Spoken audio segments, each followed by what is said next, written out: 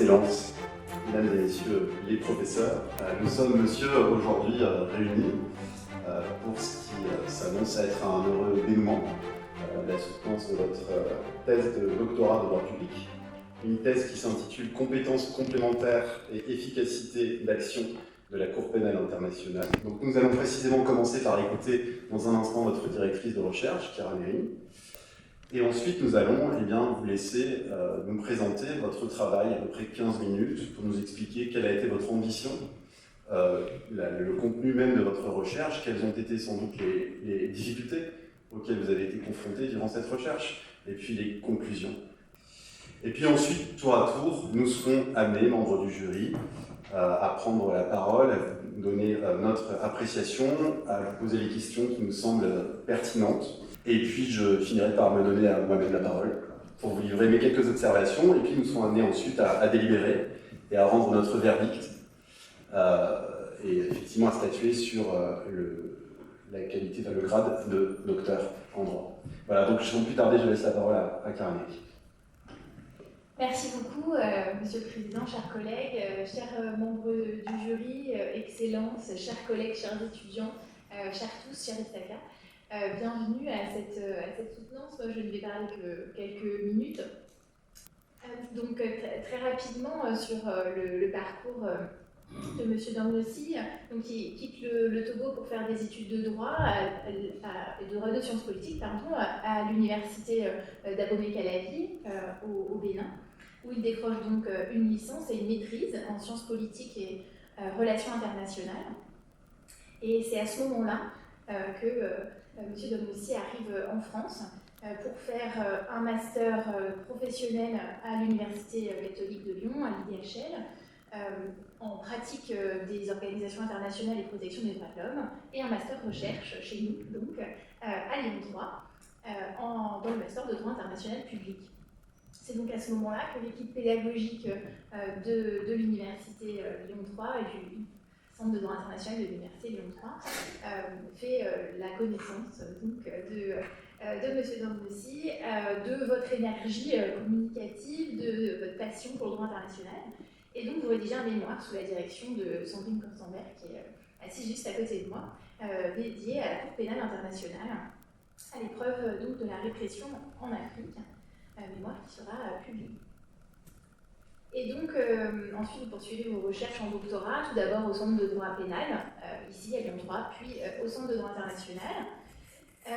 Mais en parallèle de ces recherches doctorales, vous êtes recruté aux Nations Unies, et malheureusement, ou heureusement, je ne sais pas, mais en tout cas, vous serez en première ligne pour constater les crimes issus de la folie humaine au sein de différentes missions de maintien de la paix, ne pas tout citer, mais la MINUSCA en Centrafrique, MINUSMA au Mali, MONUSCO en RDC, et puis vous prendrez la tête du Bureau des Nations Unies au Yémen, au Niger, et puis actuellement, donc, vous êtes, je rappelle à l'assistance, vous êtes à Goma en RDC, actuellement donc en charge du désengagement et de la transition pour la RDC.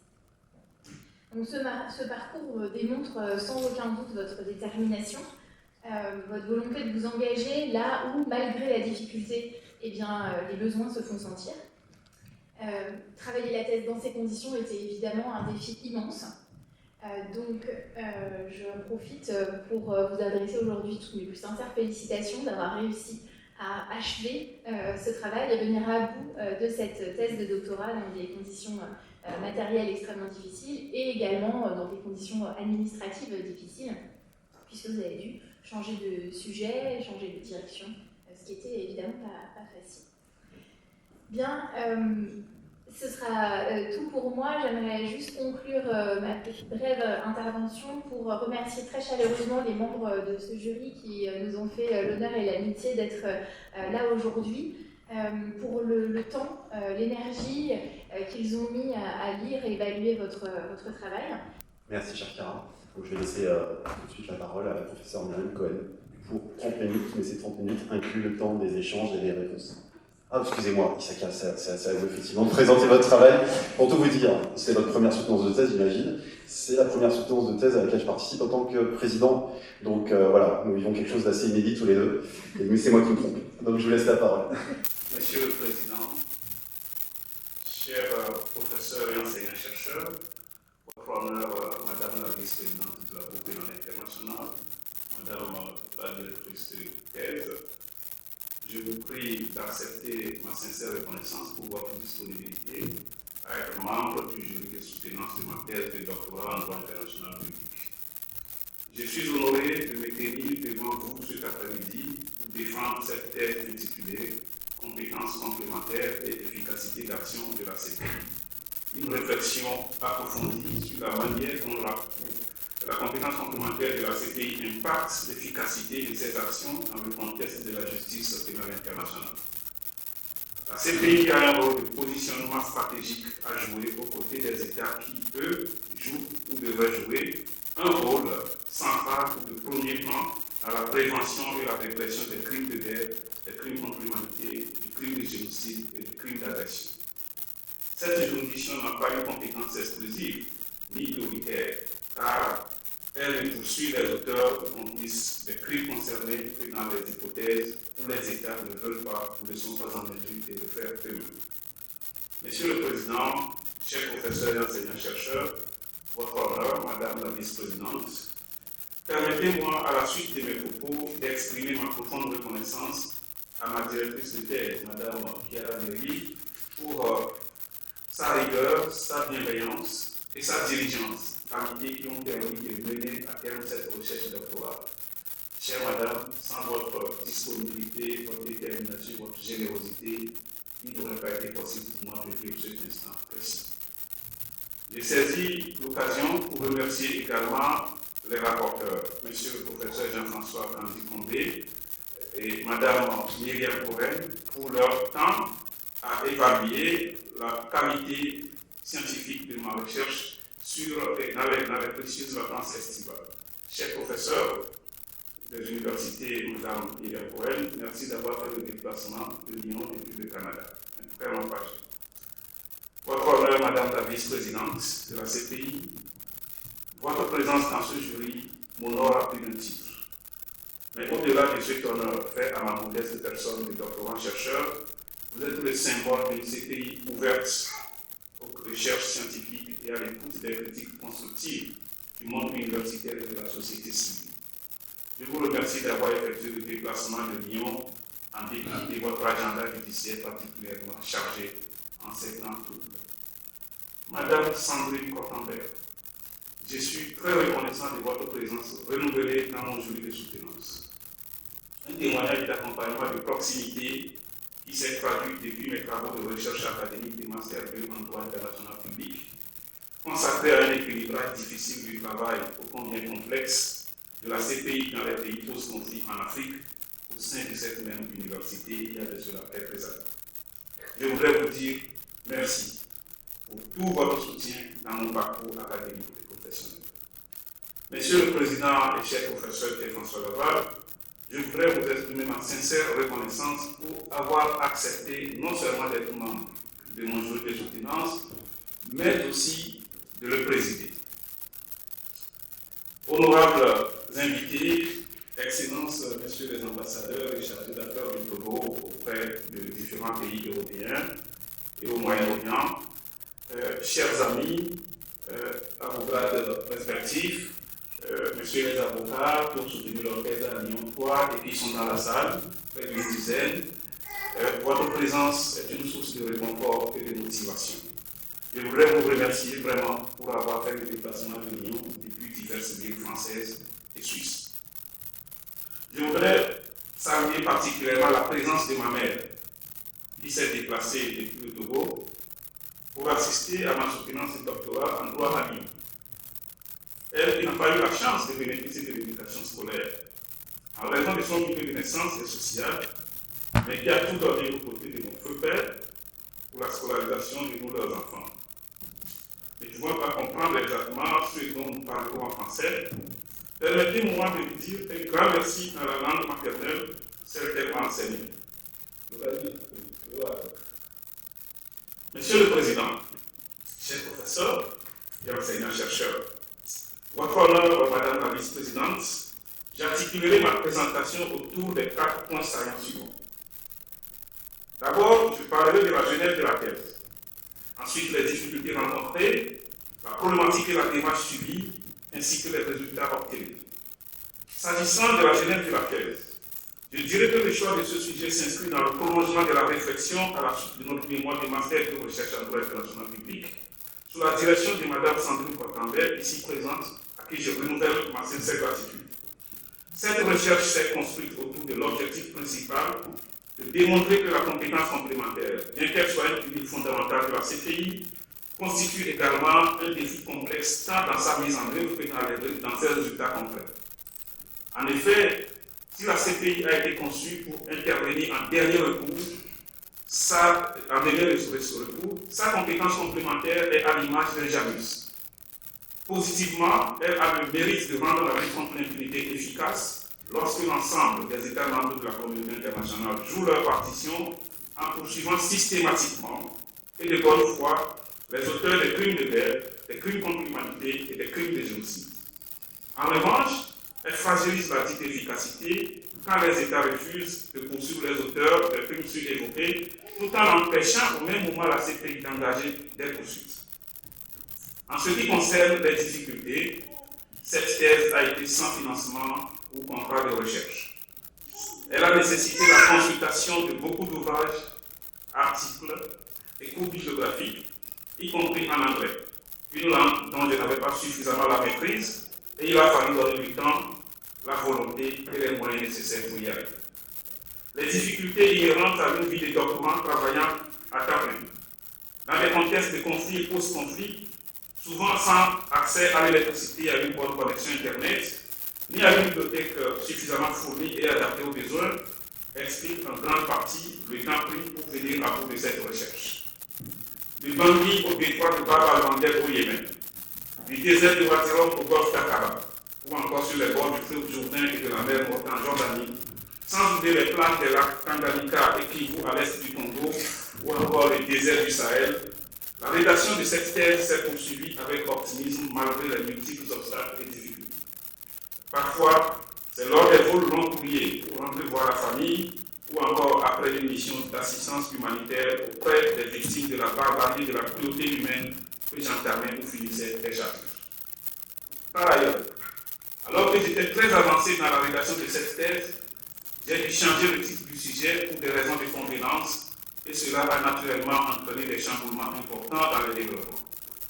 Enfin, l'actualité géopolitique mondiale, dominée par les foyers de tension, les guerres imposées ou par procuration à l'intérêt des nations ou entre plusieurs États, offrant des terreaux propices à la perpétuation de probables crimes de guerre, crimes contre l'humanité et crimes de génocide, a rendu particulièrement difficile l'ambition d'une analyse achevée dans le cadre de ce travail.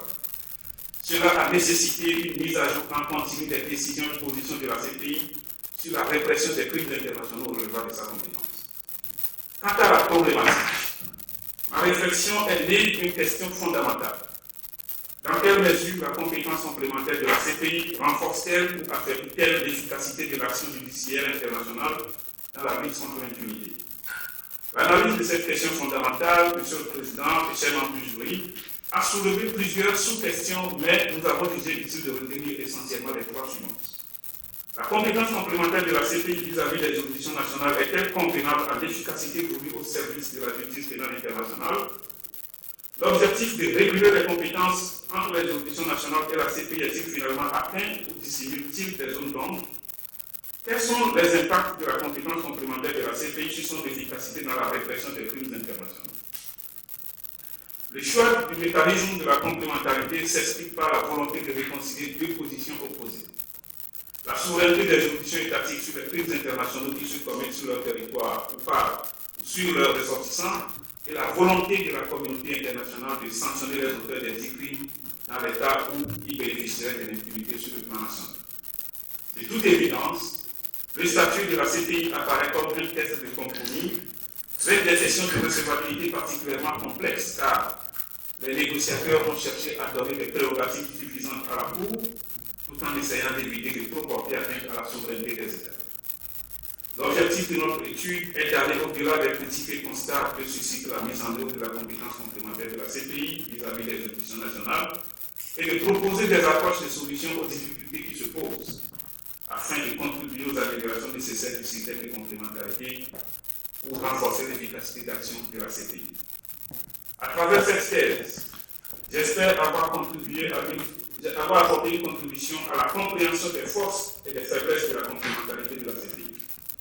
L'une des principales conclusions que j'ai tirées est que bien que ce principe soit fondamental pour la légitimité et l'équilibre du système de justice pénale internationale, il doit être renforcé par des mécanismes plus robustes de coopération internationale et par un soutien accru aux juridictions nationales. Dans ce cadre, la CPI, tout en étant une institution de dernier recours, doit également jouer un rôle plus proactif dans l'accompagnement des États et dans le renforcement des systèmes judiciaires nationaux. Pour valider les hypothèses retenues, il a été nécessaire d'adopter une démarche méthodologique appropriée. S'inscrivant dans le cadre du droit pénal international, cette thèse a pu mobiliser des connaissances théoriques et empiriques et s'est appuyée sur des outils issus de plusieurs champs disciplinaires, dont entre autres le droit pénal, la procédure pénale, le droit international humanitaire, le droit international des droits de l'homme, les sciences politiques, les relations internationales et la géopolitique. Ainsi, tout en convoquant des supports juridiques, nous avons également dû faire appel à d'autres sciences sociales pour tenir compte de la transversalité du sujet. Concernant les résultats obtenus, l'analyse des fondements et enjeux de la compétence complémentaire de la CPI nous a conduit à retenir une première hypothèse selon laquelle il s'agit d'une solution par défaut. En effet, la mise en place de la CPI, qui est une émanation de la volonté des États, n'entraîne pas la disparition des juridictions pénales nationales.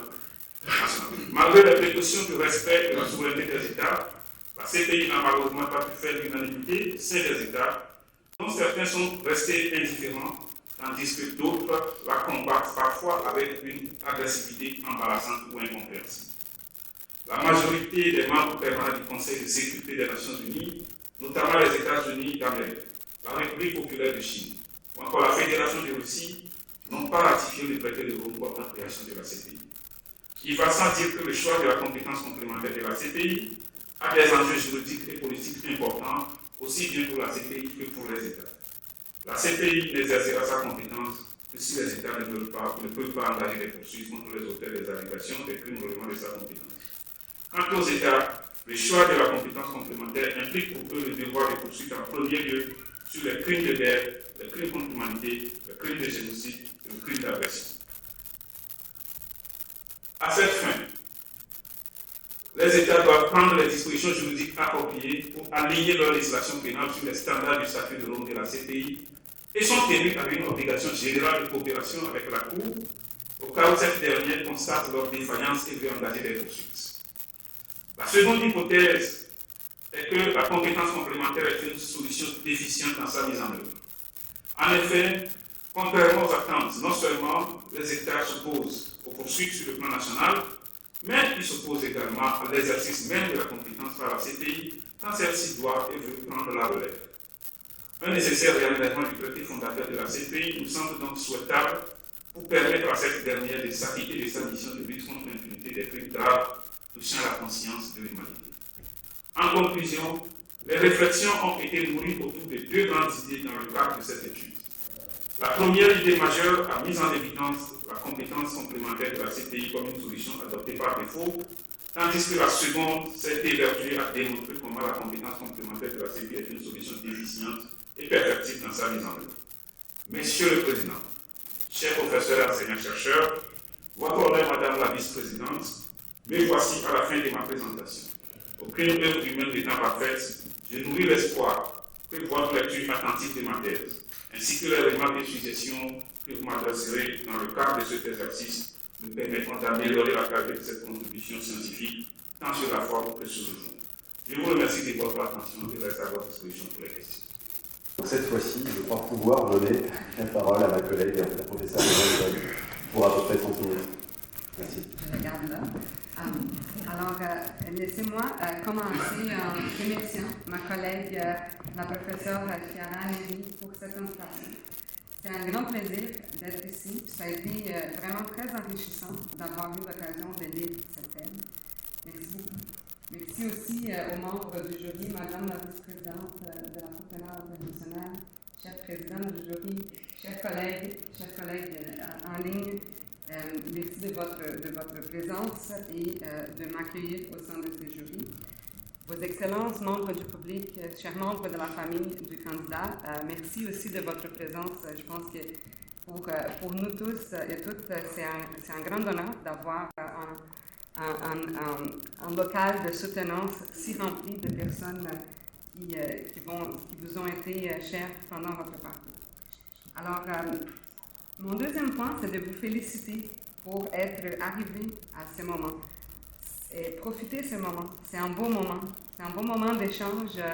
Je peux comprendre comment ça a été un parcours difficile et je vous félicite très sincèrement d'avoir achevé, d'avoir soumis votre thèse et d'être ici très bien préparé, je le constate déjà, pour cette soutenance.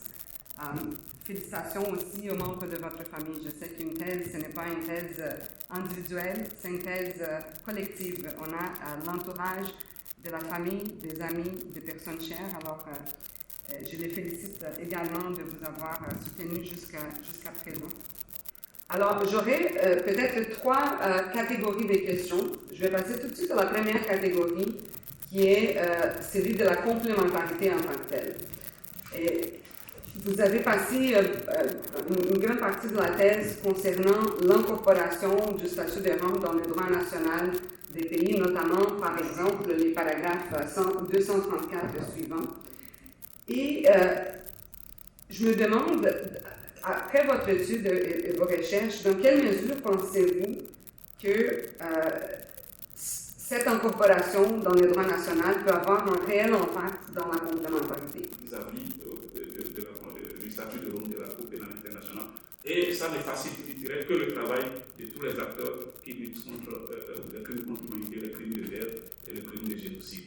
Parce qu'on sait que l'individu soit poursuivi au plan national ou pas, il sera poursuivi au niveau international. Et l'État sait qu'il a l'obligation de coopérer lorsque le besoin se fera sentir, notamment en arrêtant et en déférant les criminels présumés, en les remettant à la Cour et en facilitant ou en évitant de mettre la pression sur les témoins et les victimes, comme on l'a vu aussi dans beaucoup de pays, notamment africains, lorsque des affaires ont été portées devant la Cour pénale internationale, qui a fini par abandonner ses poursuites après avoir dépensé des milliards de dollars pour faire des investigations qui n'ont abouti finalement à rien, ou qui ont abouti à des non-lieux, et on se demande à ce moment où la CPI est confrontée à des crises budgétaires, comme les organisations internationales, comment est-ce qu'il faut faire pour que les enquêtes et les poursuites puissent aboutir à des résultats vraiment tangibles et concrets pour le bonheur des victimes qui sont sur le terrain.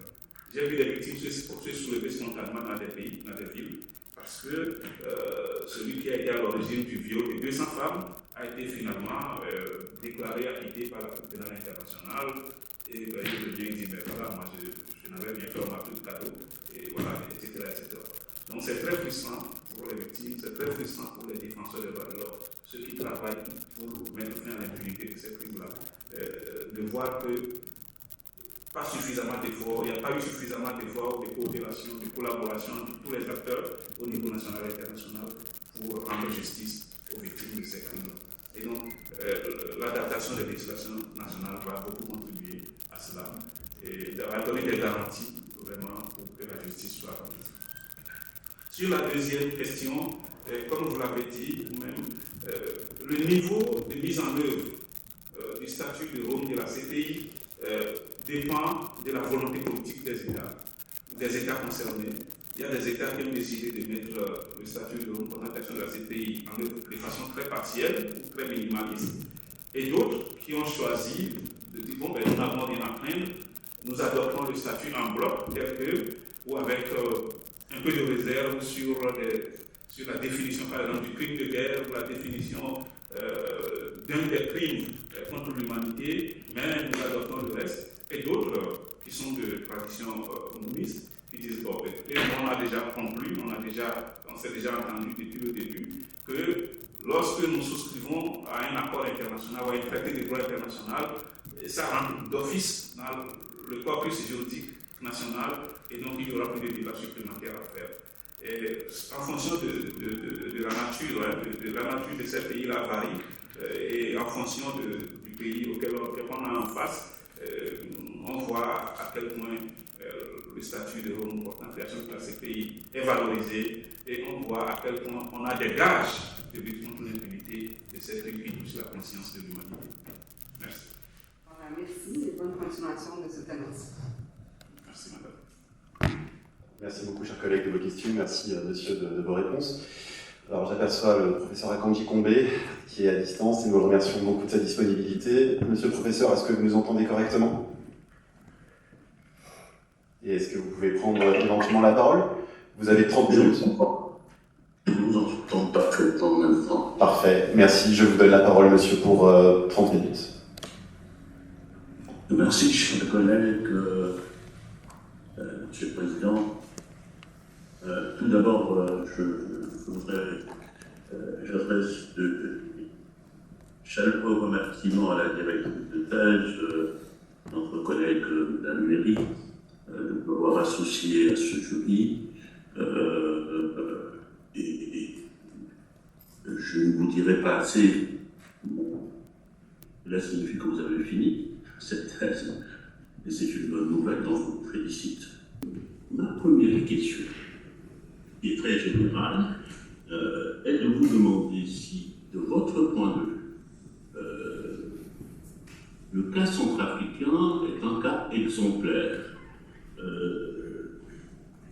de complémentarité, de mise en œuvre de la complémentarité entre les juridictions nationales et la Cour pénale internationale. Et si oui, pourquoi d'après vous? Merci beaucoup, cher professeur. Avant de répondre à cette question, je voudrais vous rassurer que j'ai commencé par lire votre ouvrage que vous avez co-supervisé avec la professeure Catherine Mayan, et je le trouve très très intéressant.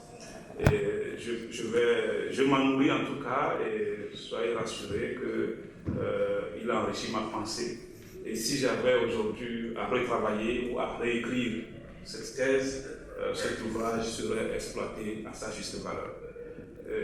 Le fait que je n'avais pas pu l'exploiter au moment où je travaillais sur ce document est dû à plusieurs raisons. C'est un travail qui s'est étalé sur plusieurs années.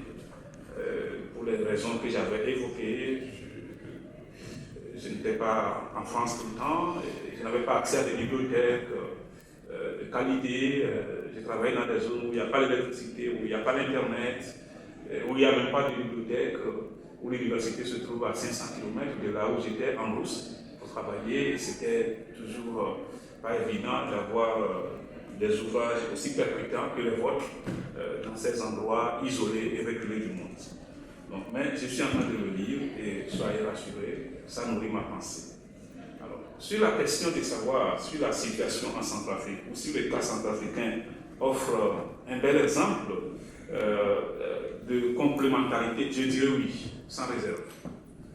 Ça offre un bel exemple de complémentarité parce que là, on voit que les victimes sont au cœur des efforts du gouvernement national et de la communauté internationale, notamment de l'Union africaine et des Nations unies, qui, de façon conjointe, ont mis en place les mécanismes de justice transitionnelle qui traitent les affaires judiciaires et les affaires non judiciaires, et on met en place aussi une cour pénale spéciale qui a vocation à prendre aussi le devant et traiter les affaires judiciaires et octroyer des réparations, prononcer des peines de condamnation en Centrafrique, mettre les auteurs dans les prisons centrafricaines, les faire purger leur peine là-bas devant les victimes et guérir le pays en quelque sorte, et un gouvernement qui décide, malgré la présence de toutes ces structures-là, de saisir la Cour pénale internationale et de coopérer pleinement avec elle et de lui livrer les auteurs présumés, ou les grands auteurs, les grands criminels présumés,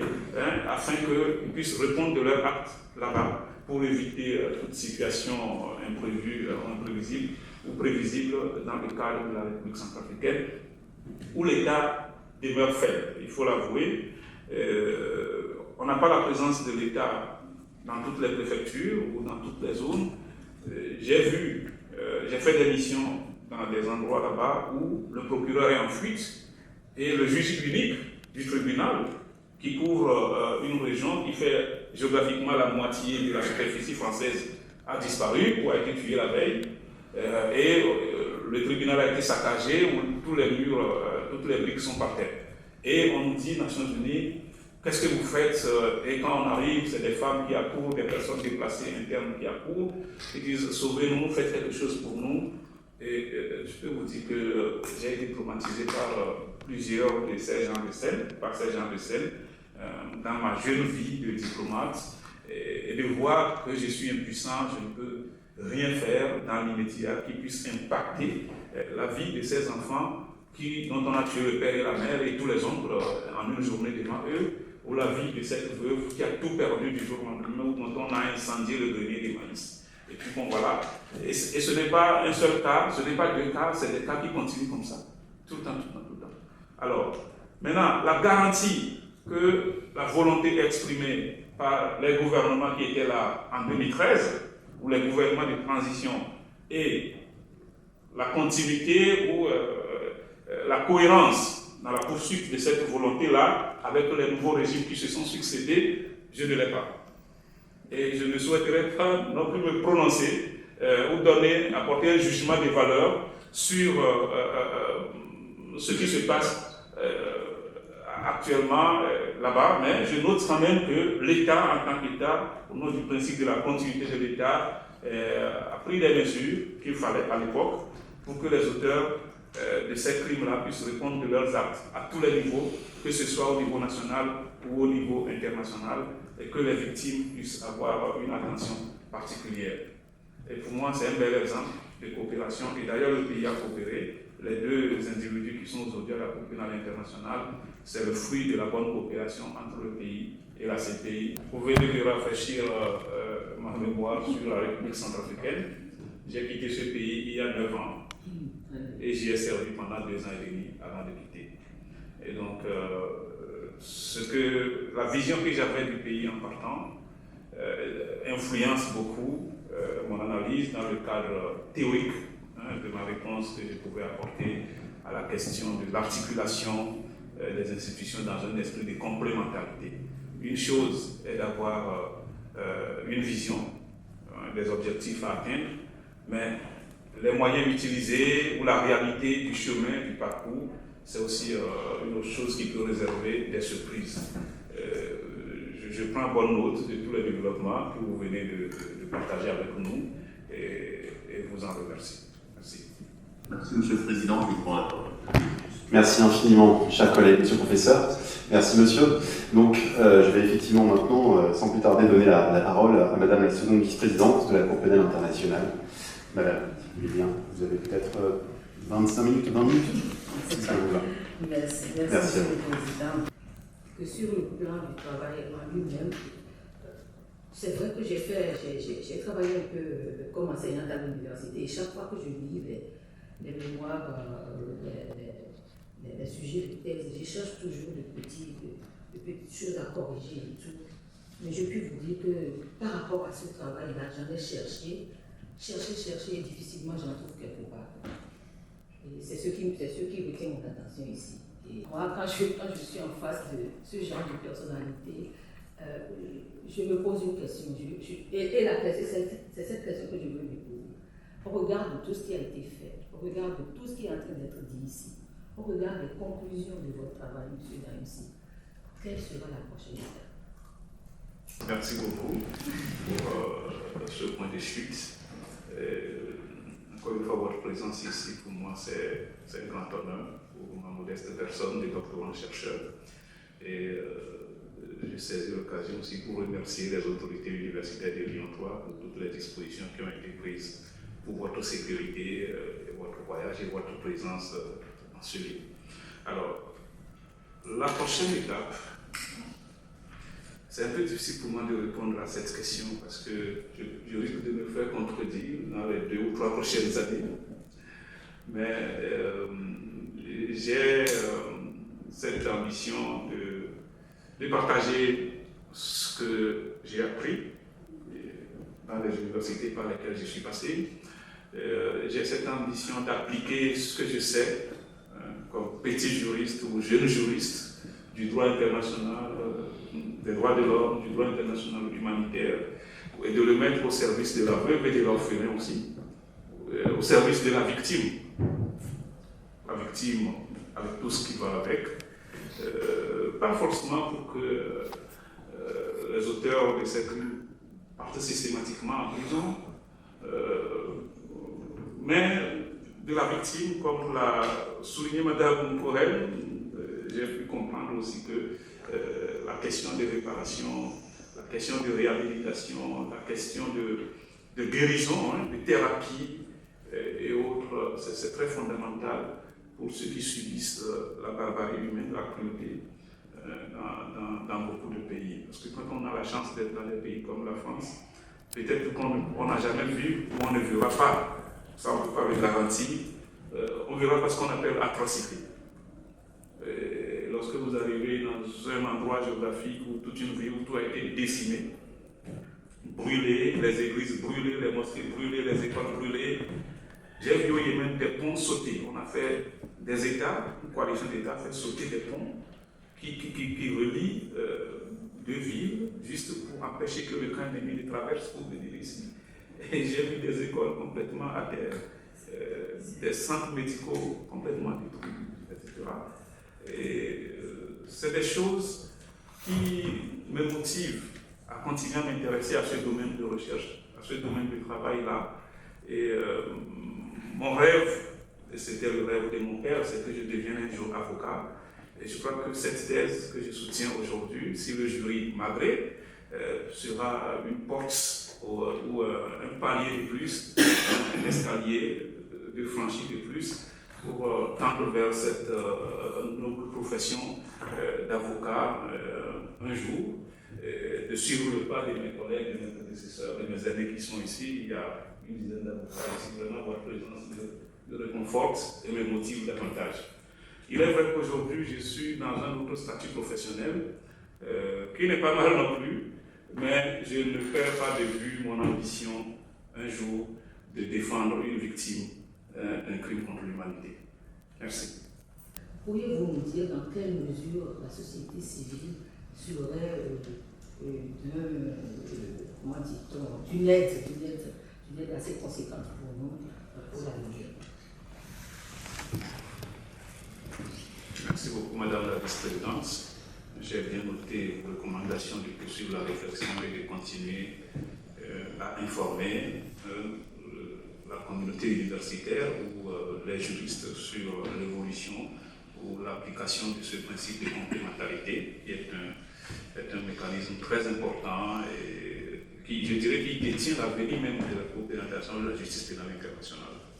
Parce que cette Cour n'a jamais eu vocation justement à remplacer les juridictions pénales nationales, mais plutôt à venir en appui. Sauf que des fois, elle est traitée, elle est maltraitée, elle est persécutée, elle est vue comme ennemie de la justice au niveau national à cause de l'instrumentalisation des acteurs politiques, effectivement. On a vu dans beaucoup de pays où on a le sentiment que justement, le début de coopération, un État commence par coopérer, puis subitement cesse de coopérer, puis coopère parce que les acteurs qui veulent livrer à la CPI sont du camp de l'opposition politique ou d'une rébellion qui a perdu le pouvoir, et ainsi de suite. Et puis on voit des seigneurs de guerre qui sont des ministres de la Défense ou de l'Intérieur ou des Affaires étrangères qui sont à l'abri des poursuites. Et c'est très très délicat, et j'ai dit quelque part dans mon manuscrit, par exemple, que la CPI a été victime du bourbier ivoirien. Puis, on a vu Côte d'Ivoire, près de 14 ans après cette crise-là, tous ceux qui ont été poursuivis, puis relâchés d'ailleurs, sont du camp du régime qui a été renversé dans des conditions un peu complexes et sensibles. Et ceux qui sont venus, alors que les rapports des Nations Unies, des commissions des droits de l'homme, de l'Union africaine, de Amnesty International, Human Rights Watch, qui sont de grands acteurs de la société civile, indexent les deux camps en termes de responsabilité dans ce qui est arrivé. Et donc le cas de la Côte d'Ivoire n'est pas unique. Et comme le professeur Akandi aussi venait de le dire, c'est quelque chose dont la CPI est victime et que la CPI ne contrôle pas. Et je dis souvent que la CPI est incomprise. Et je me réjouis de la présence de 4 ambassadeurs du Togo, un pays qui n'a pas ratifié le statut de Rome. C'est mon pays dans la salle et je crois que nous avons pris bonne note de la recommandation de Madame la vice-présidente qui nous demande d'aimer la CPI. Alors, sur le rôle de la société civile dans les efforts qui vont tendre vers l'effectivité ou la mise en œuvre des réformes que j'ai suggérées, que j'ai proposées. Bon, je vois que ce rôle est minime, parce qu'au final, c'est les États qui ont le dernier mot. Et c'est vrai, la société civile peut faire du bruit, faire des condamnations, des communiqués, etc. Mais sans l'appui de certains acteurs politiques influents, à un moment donné, il n'y aura pas vraiment de résultats concrets. Et c'est vraiment inquiétant aujourd'hui. C'est risqué, effectivement, de vouloir modifier un statut de Rome de la Cour pénale internationale, en raison de la longueur du temps qui a été consacré depuis les années 1800 pour arriver à l'accouchement du statut de Rome de la CPI. Et on a vu même des États qui ont signé avant de se rendre compte que maintenant, pourquoi nous avions signé d'ailleurs ce truc, on se retire, dans le cas des États-Unis par exemple.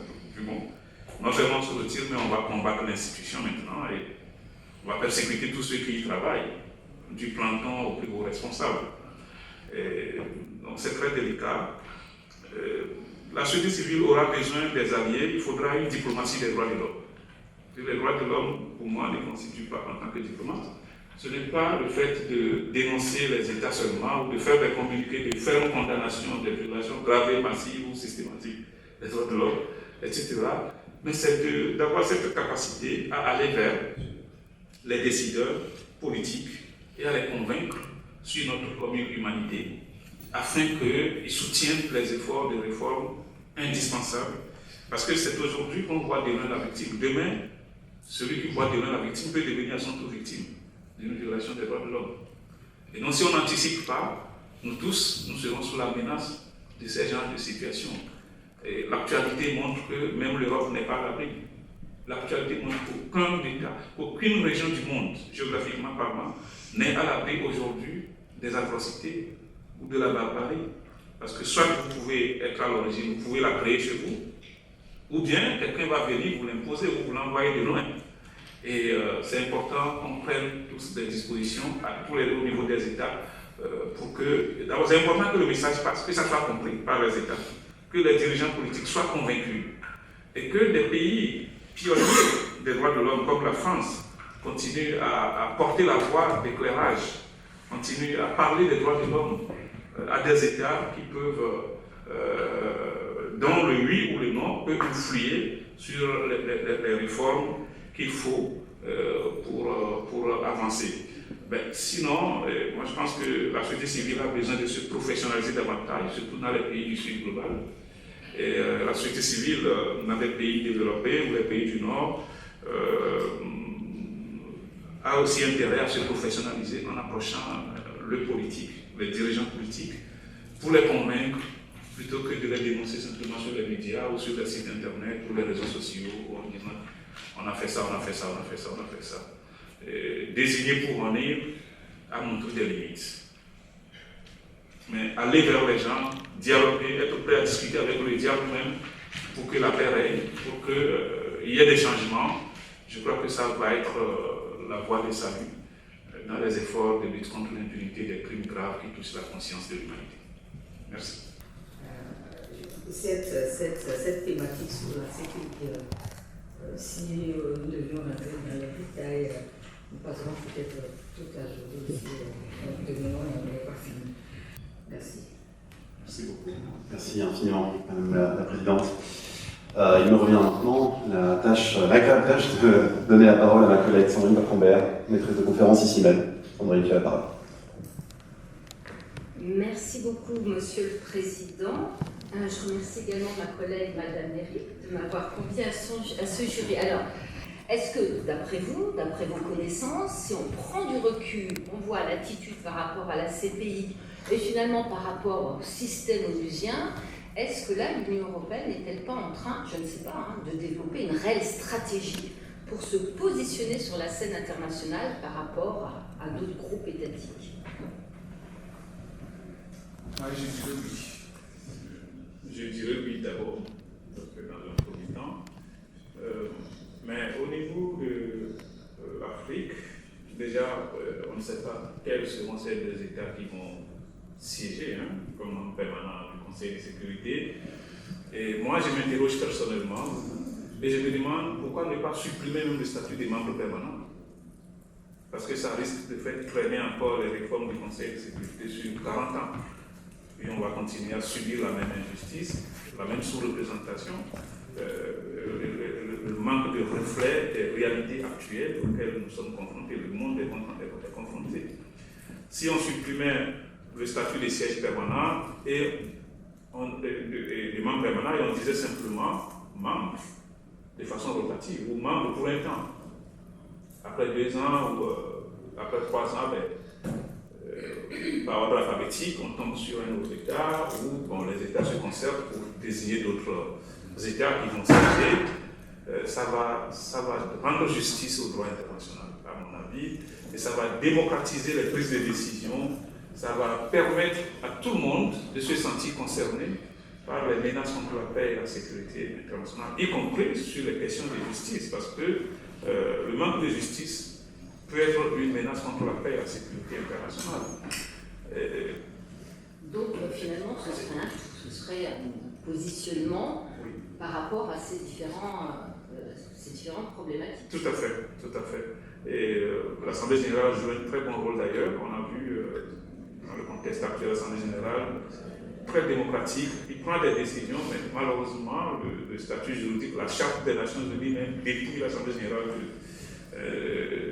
de cette capacité-là coercitive de ce poids à pouvoir faire des recommandations, prendre des résolutions et des décisions qui peuvent devenir applicables, qui peuvent être respectées comparativement au Conseil de sécurité, qui est dans les mains d'un groupuscule d'individus qui sont les maîtres du monde en quelque sorte, sauf qu'il y a beaucoup de subjectivité dedans, subjectivité basée sur la région géographique dans laquelle les choses se passent, et cela fait que, vous savez, je ne veux pas choquer, mais quand la situation en Ukraine a commencé, les Américains, certains États ont voulu que l'Assemblée générale, ils ont fait cycler des listes pour répertorier les États africains ou les pays pauvres qui ont refusé de condamner la Russie ou qui ont voté contre la résolution proposée condamnant la Russie ouvertement, et les pays qui se sont abstenus.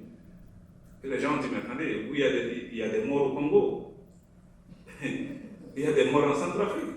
Pourquoi vous n'avez jamais voulu qu'on vote, vous n'avez jamais voulu allumer vos torches pour savoir qui a voté contre la résolution ou qui a voté pour la résolution? Et ainsi de suite, on le voit aujourd'hui au Moyen-Orient. Je ne veux pas désigner les pays, mais bon, on connaît tous la situation. Je crois que l'ordre international va gagner en acceptant la réalité des réformes qui s'imposent aujourd'hui par le temps pour la survie de nous tous.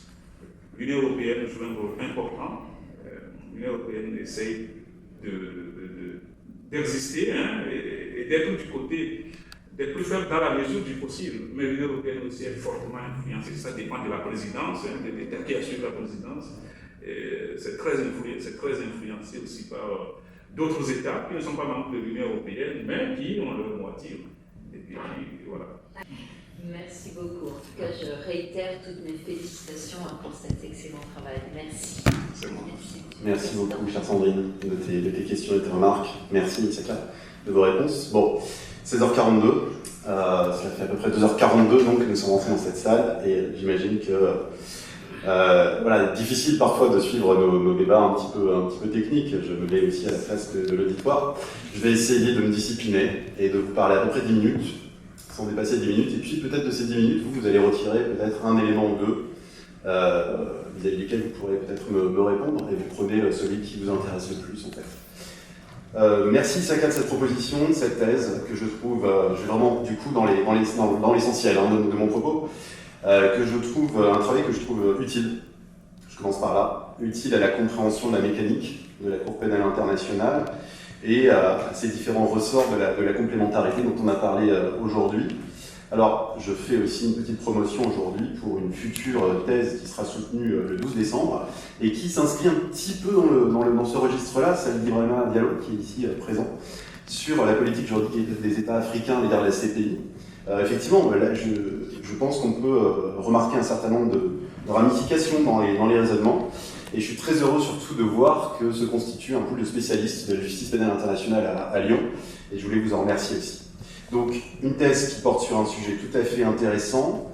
Je trouve que l'angle retenu, la complémentarité, est très bien choisi, parce que je crois qu'effectivement, cette complémentarité nous permet aujourd'hui de réfléchir aux relations fondamentales entre le droit national et le droit international. Et on sait qu'un certain nombre d'auteurs internationalistes estiment que c'est dans la juste articulation justement de ces deux niveaux que se joue le salut même du droit international et son avenir.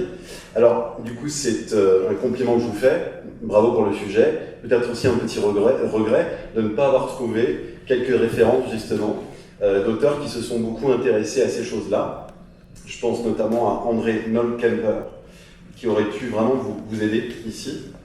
C'est sans doute l'auteur qui principalement a contribué à cette question sur les 20 dernières années, disons. Il y a aussi Anne-Marie Slaughter, qui a contribué à cette réflexion. Voilà, donc cette réflexion générale, qui est quelque part la toile de fond de votre analyse. Et du même coup, on pourrait dire que votre réflexion sur la complémentarité à l'égard de la CPI n'est qu'une application particulière de cette question générale. Alors, quelque part, je vous le disais, il y a aussi un aspect critique dans ma réflexion ici.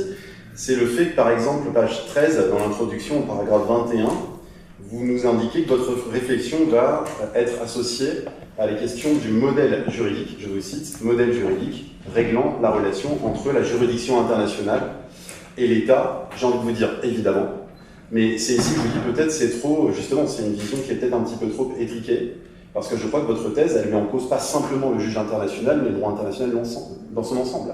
Et le juge international, c'est la courroie de transmission de ces grands ensembles.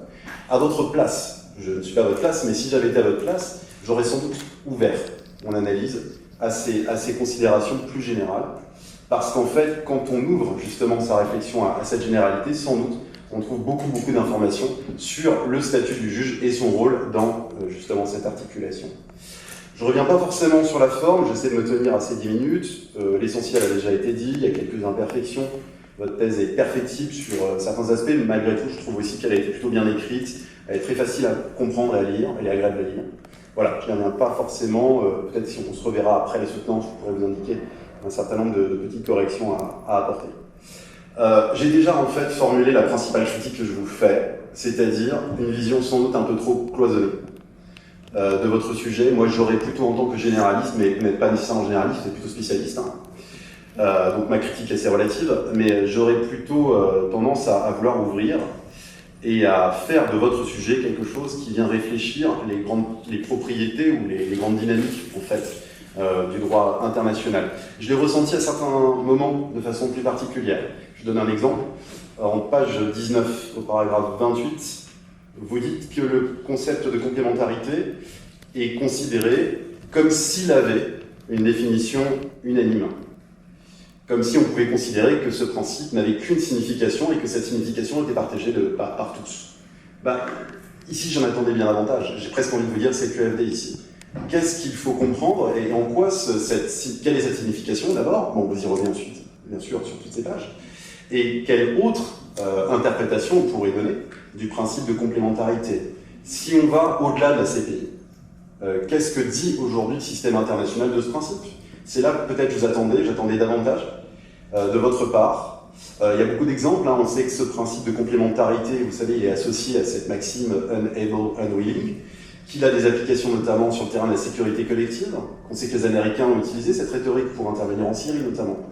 J'attendais davantage sur ce terrain-là et essayer d'élargir un petit peu le spectre de réflexion. Je crois qu'on y gagne toujours à élargir le spectre.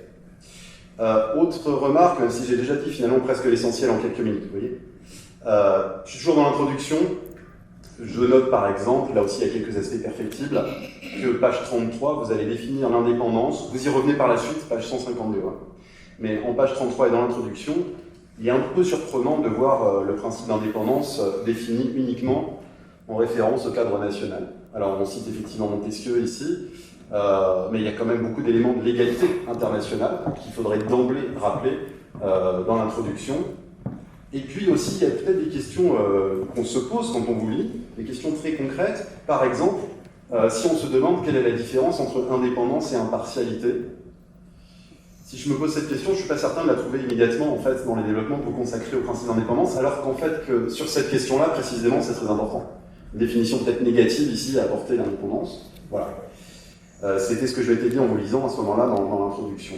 De la même façon, ça c'est plutôt la deuxième partie de l'introduction, page 32 et suivante, sur les intérêts du sujet que vous abordez, page 32 et suivante. Je trouve que ces développements relèvent plutôt du fond que de l'introduction. Alors peut-être qu'il y aura un problème de construction ici qu'on pourrait reprendre. À mon avis, ces éléments vont plutôt dans le développement. C'est peut-être un petit peu long ici, ça alourdit un petit peu le propos, je dirais.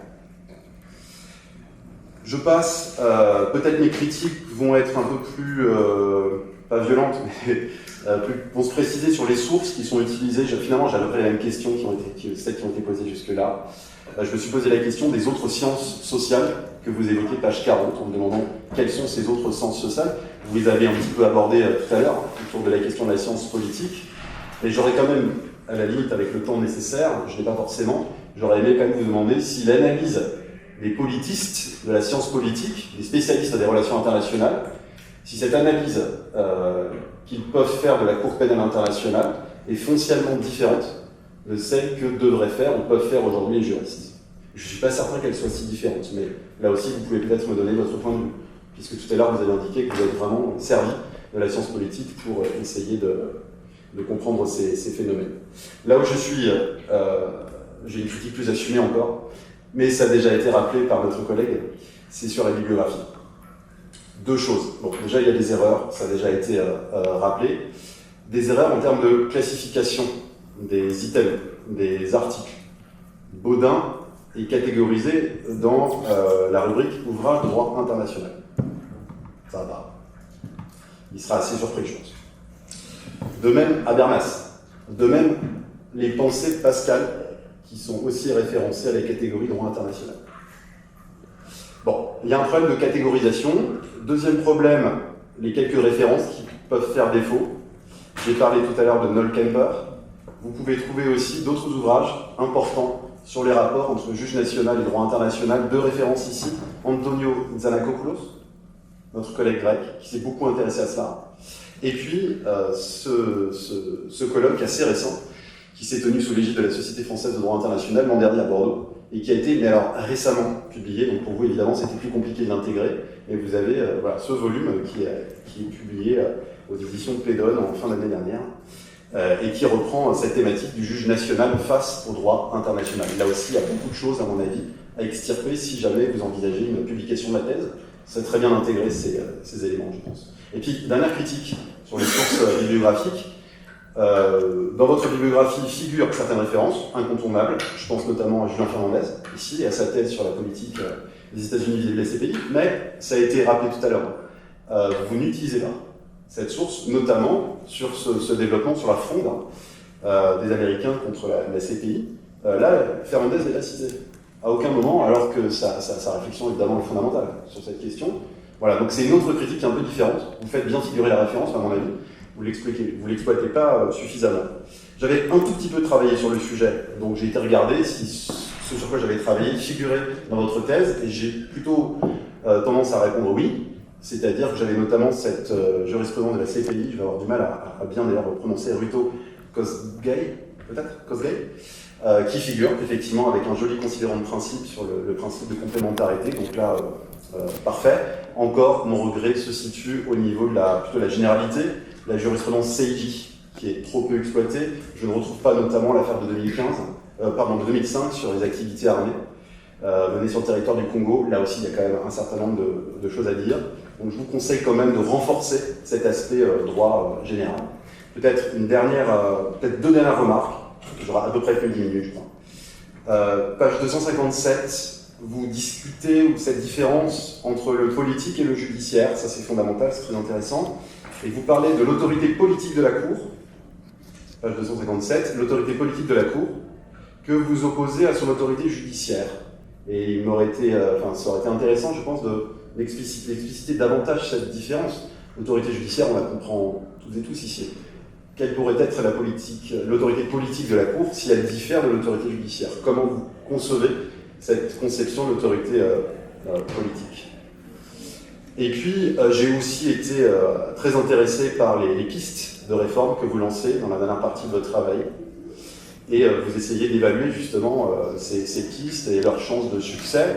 Mais moi, je me suis posé les mêmes questions que tout à l'heure, quand on s'est demandé s'il fallait reprendre ce qui a déjà été acté par les États, notamment dans le statut, et notamment ce fameux compromis de Singapour, et ce rapport entre le Conseil de sécurité et ces pays. Est-ce que je vous pose aussi la question, vous pouvez répondre ou pas, est-ce que ce serait bien raisonnable en quelque sorte que de ressortir ce dossier aujourd'hui, alors qu'il est déjà réglé en quelque sorte et que les États se sont déjà entendus là-dessus? Est-ce que ce ne serait pas agrandir encore les difficultés qui sont déjà immenses pour la Cour en discutant cette question? Je n'en dis pas davantage, vous avez la parole. Pour ce compromis, je pense qu'il faut peut-être attendre un peu. Peut-être que le timing n'est pas bon.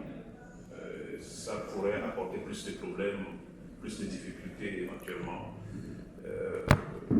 Moi, si j'avais un conseil à donner, encore que c'est un conseil d'étudiant, c'est qu'il ne faut pas en parler du tout actuellement. Il faut attendre peut-être voir l'évolution de l'actualité judiciaire, l'actualité des guerres, de l'issue de la situation actuellement au Moyen-Orient. Déjà que c'était un compromis à Singapour. Et voir si on va aller vers une évolution qui va être favorable à une reprise effective de ce qui a été du contenu de ce document.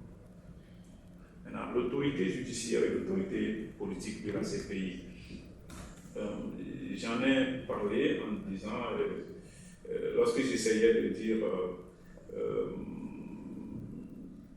en fait, moi, l'autorité politique, simplement, c'est que quand la CPI parle, quand le bureau du procureur émet un communiqué, que nous suivons de près la situation en cours, dans quelle zone, et nous nous réservons le droit, conformément au statut de Rome, de nous autosaisir, ou bien tel État dans lequel les crimes se commettent est à partir du statut de Rome, et nous avons donc pleinement le droit de venir enquêter et voir ce qui se passe dans ce pays, etc. Ça fait frémir les dirigeants politiques qui sont à l'origine, ça fait frémir les précommanditaires. Même s'ils disent « Oh non, mais moi, on s'en fout, de toute façon, on n'est pas dedans, on n'est pas concerné, nous, on n'a pas ratifié ou on n'est pas concerné. » Oui, ils comptent sur des États alliés pour les protéger. Mais ça ne laisse pas indifférent. Je peux vous confier, vous faire la confidence. Ça fait mal aux États, aux diplomates, nos diplomates sont ici, lorsqu'il y a une institution internationale qui indexe un pays, même sur une seule ligne d'un communiqué qui fait une page, l'ambassadeur de ce pays-là va remonter à la source, il se fait taper dessus par le pays d'origine, les affaires étrangères, qu'est-ce qu'on fait, est-ce qu'on communique autrement, est-ce qu'on contacte, etc., etc. Et au niveau de la CPI des Nations Unies, les États sont très très sensibles à ça. Et nous avons pu voir à quel point les communiqués du bureau du procureur de la CPI ont pu protéger certaines victimes, ont pu freiner certains acteurs politiques dans leur détermination à écraser des communautés ethniques ou à aller de l'avant dans le mal, dans la perpétration, la préparation des crimes de masse dans certains pays en conflit. Et c'est en cela que réside pour moi l'autorité politique de la Cour pénale internationale, qui vient pas en opposition, mais en complément à son autorité judiciaire, parce que personne ne veut qu'on l'amène à la CPI. En réalité, et ça fait très mal au président, ça fait très mal aux acteurs politiques d'être transférés à la prison de Scheveningen et de dire que pour des crimes qu'ils ont commis, même s'ils sont innocentés après 10 ans de procédure ou 8 ans de procédure, ils y laissent quand même des plumes. C'est en cela que les deux, pour moi, ça vient jouer un rôle complémentaire. Mais les difficultés auxquelles la CPI est confrontée, le manque de coopération, l'adversité, l'agressivité dont la CPI est victime, tout ça là, vient affaiblir cette autorité à la fois politique et judiciaire de cette institution. C'était dans ce sens que j'en parlerai dans le manuscrit. Merci beaucoup pour votre réponse. Alors je crois qu'il est temps maintenant pour nous, non pas de nous retirer, puisque nous avons notre collègue en ligne, donc nous avons demandé à l'auditoire de se retirer de la salle, et nous allons délibérer l'unanimité de vous délivrer le grade de docteur en droit de l'Université Jean Moulin Lyon 3, et le jury vous félicite pour cette thèse qui contribue à la connaissance de la Cour pénale internationale et de la justice pénale internationale. Je pourrais reprendre l'expression que vous avez utilisée tout à l'heure, le jury vous agrée. Félicitations.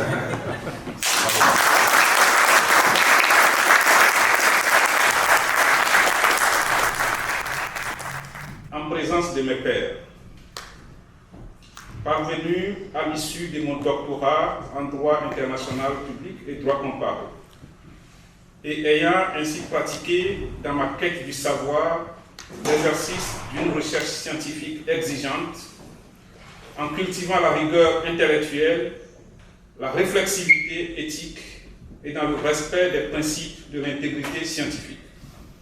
Je m'engage pour ce qui dépendra de moi, dans la suite de ma carrière professionnelle, quel qu'en soit le secteur ou le domaine d'activité, à maintenir une conduite intègre dans mon rapport au savoir, mes méthodes et mes résultats.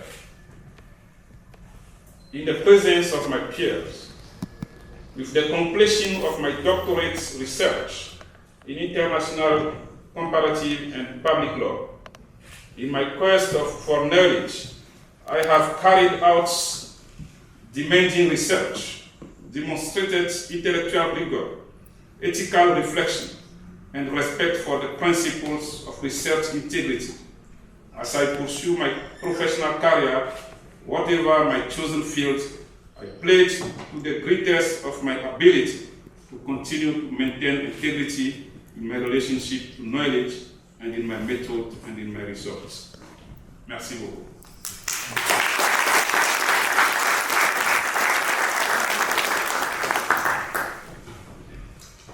Merci, Monsieur le Président.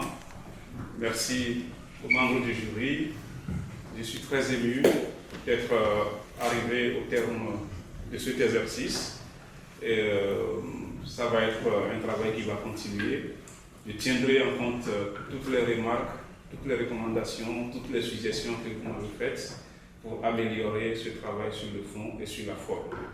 Je remercie encore une fois tous mes amis d'enfance, tous mes amis de la faculté de droit de l'Université de Lomé, de la faculté de droit et des sciences juridiques de l'Université d'Abomey-Calavi, leur excellence, les ambassadeurs qui sont venus, l'ambassadeur permanent du Togo auprès de l'UNESCO, l'ambassadeur adjoint du Togo auprès des Nations Unies à Genève, le consul du Togo auprès du Kenya et l'ambassadeur du Togo auprès de la France, de l'Israël, de l'Italie, du Portugal, de l'Espagne, qui vient de partir parce qu'il a d'autres obligations.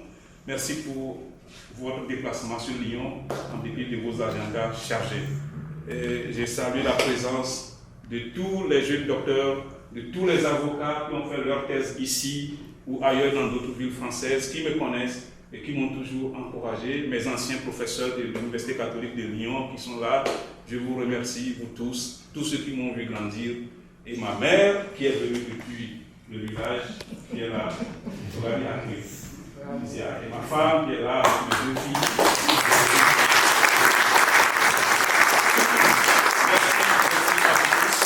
Je vous invite à un petit pot à la salle Boris Dac, un pot de soutenance. Pour ceux qui sont encore sur Lyon, je voudrais vous inviter. La salle Boris Dac, c'est juste derrière, après le tapis rouge. Merci à l'Université de Lyon 3 aussi pour toutes les dispositions prises pour faciliter cette soutenance dans une salle aussi majestueuse.